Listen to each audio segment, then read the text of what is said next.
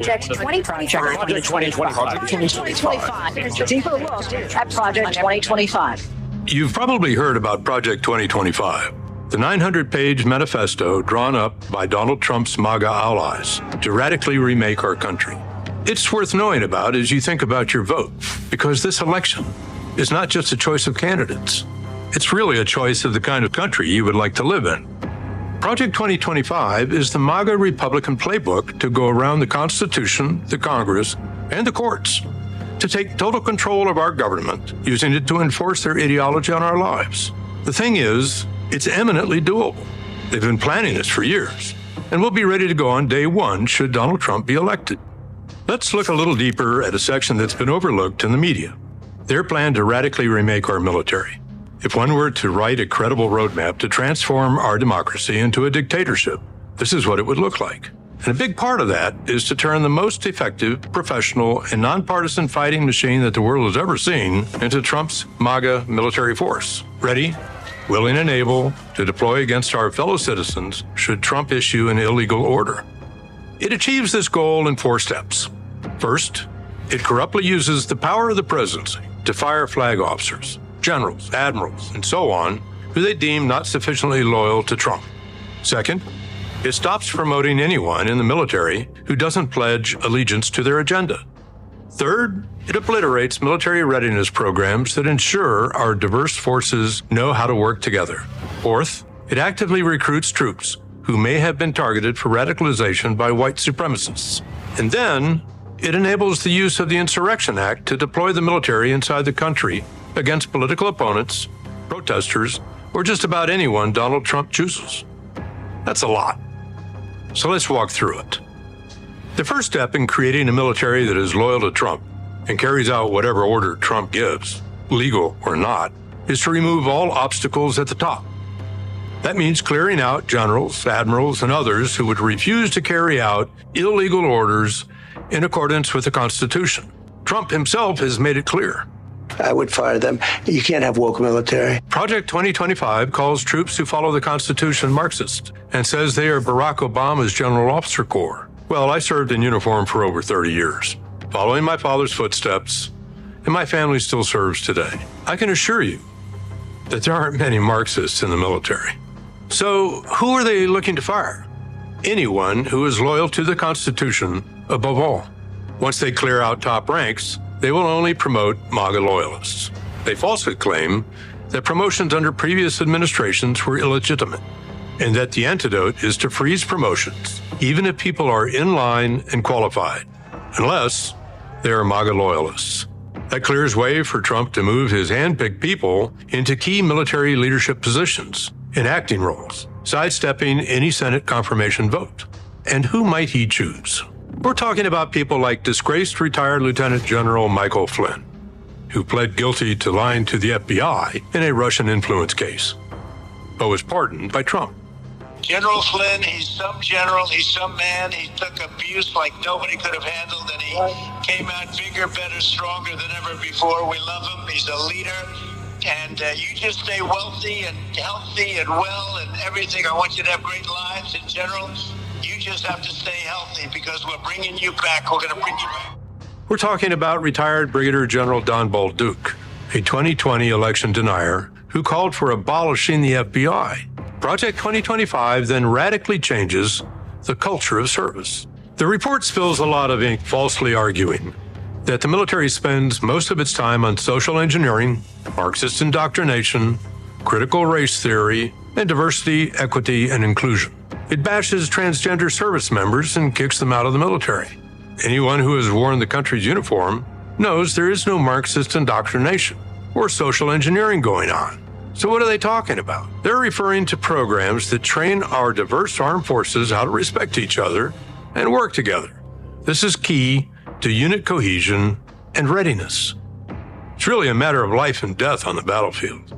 They would abolish this training in order to remake a diverse fighting force into a political, homogenous MAGA military.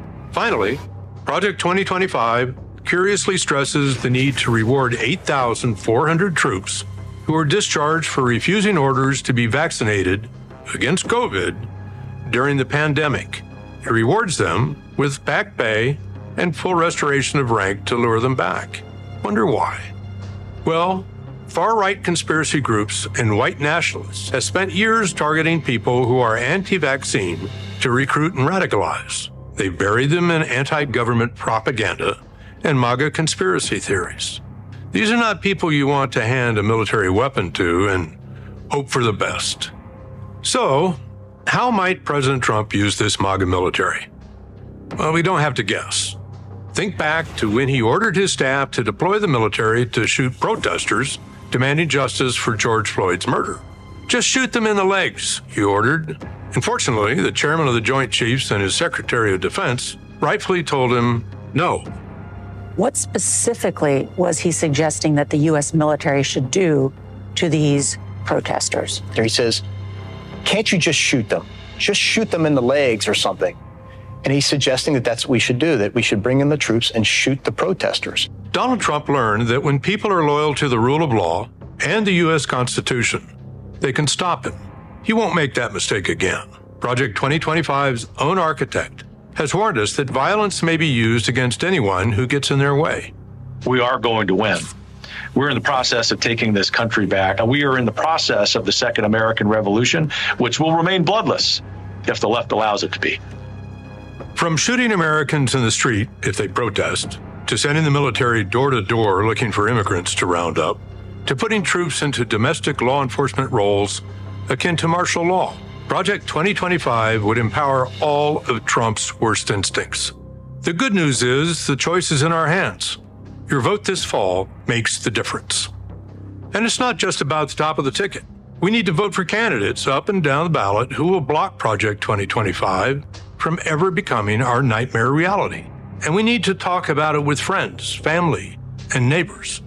That's how we hold fast to an America where democracy rings free, where the people rule and the elected serve, where the government values our rights and protects our freedoms. And an America that continues to say, if you're willing and able to serve, there is a place for you in our armed forces. A military that still swears an oath to support and defend the Constitution of the United States. It's up to us. Thank you.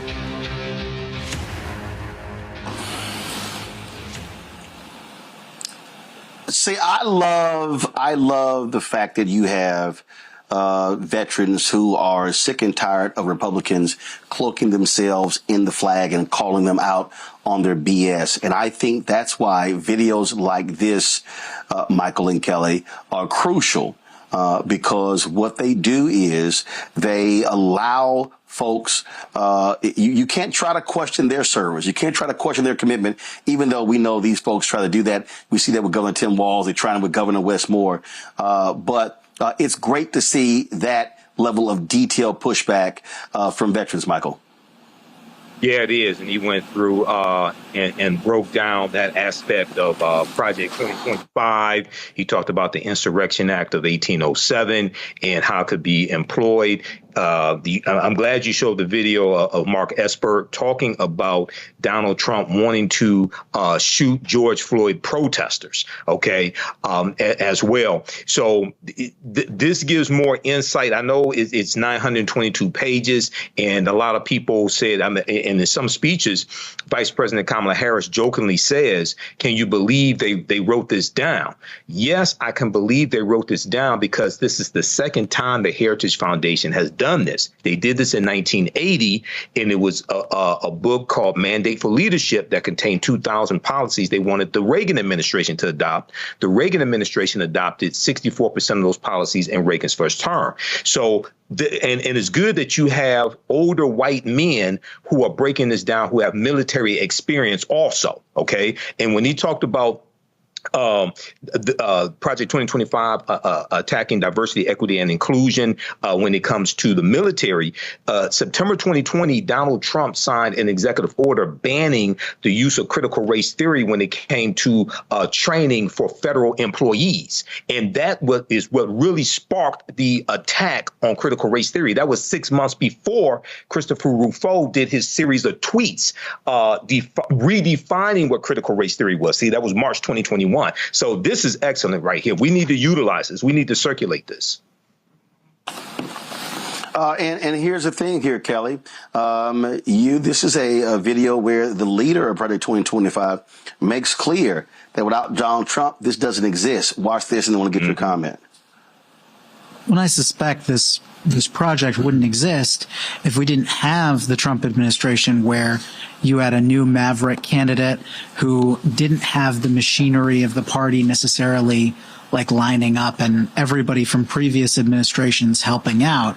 And so you had this situation where it became clear that something like this is very necessary. Well, that's quite true. I would say even more necessary in kind of the circumstances you describe, because even a we'll call it an establishment candidate where everybody just sort of wanders back in, but they're not particularly conservative, then they're more open, they know what to do more, there's less chaos, but they're less likely to actually seek to implement conservative policies. So there's a trade-off there, and we're trying to overcome the downside of that trade-off. So when I suspect this... You heard him. There's a trade-off there. Kelly? It is terrifying to me that this could possibly actually happen, because it would truly be the end of how America is perceived, how America functions as we know it. The reason why those people think that but for Trump, this would not be happening is because, frankly, he's the only quasi-politician, because he's not even a full-fledged politician, let's be honest. He is the only vessel who would be dumb enough to enact this and think it's not going to affect him, that it's not going to affect his families, etc. So it is imperative that people understand that this is not a joke. And you should also take into consideration with this ad in particular that, yes, they are veterans, but note how you don't know what their political party is. You don't know what their ideologies are. All you know is that they are against Project 2025. And the reason for that is Project 2025 is anti-American. And when you're talking about a group of people being veterans whose lives have been dedicated to protecting the America that we know, that people love, that people respect, for all of these people to be on board and be like, I don't know what this is, but it's not American, that should tell you something. That should tell you something. When you talk about blackness and what happens in black culture, we're about covering these things that matter to us, speaking to our issues and concerns. This is a genuine people-powered movement. There's a lot of stuff that we're not getting. You get it, and you spread the word. We wish to plead our own cause. Too long have others spoken for us. We cannot tell our own story if we can't pay for it. This is about covering us. Invest in black-owned media. Your dollars matter. We don't have to keep asking them to cover our stuff. So please support us in what we do, folks.